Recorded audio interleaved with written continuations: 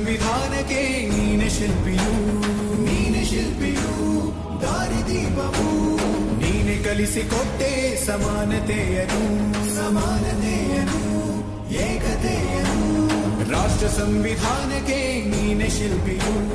ನೀನೆ ಕಲಿಸಿಕೊಟ್ಟೆ ಸಮಾನತೆಯನು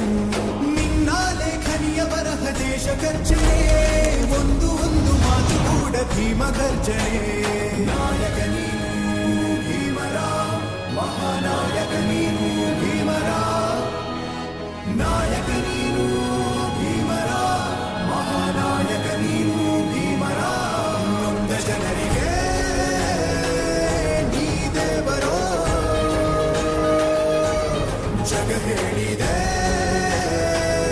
ಜೈ ಭೀಮರ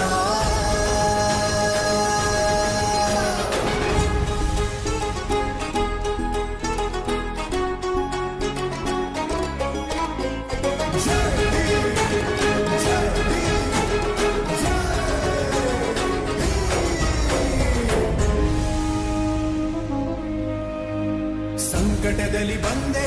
ಆಗಿ ಆಧಾರ ನಿನ್ನಿಂದ ಅಸಮಾನತೆ ಈಗ ದೂರ ಸಂಕಟದಲ್ಲಿ ಬಂದೆ